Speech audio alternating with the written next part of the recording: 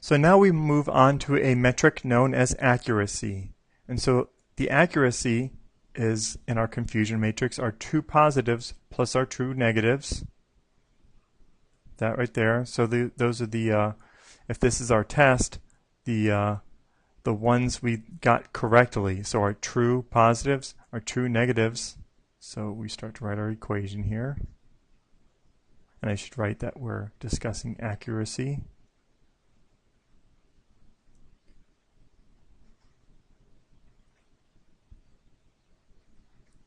That's going to be our true positives plus our true negatives, so the ones that we got correctly, over all of our what's known as our total population. So we'd say our true positives plus false positives plus false negatives plus true negatives.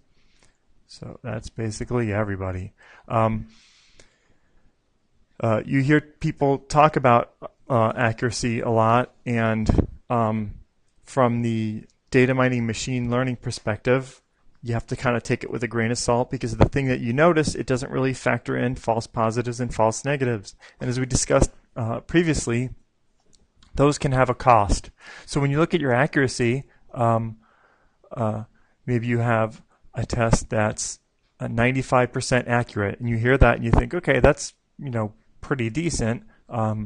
It could have an extremely high amount of false negatives, and so that 5% that's left over, that may be really bad, because imagine an HIV test where you have 5% false negatives, and that wouldn't be that great of a test.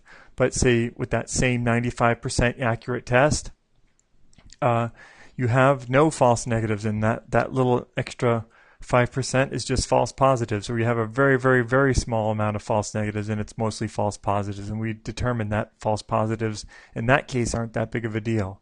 So hopefully you can see why accuracy,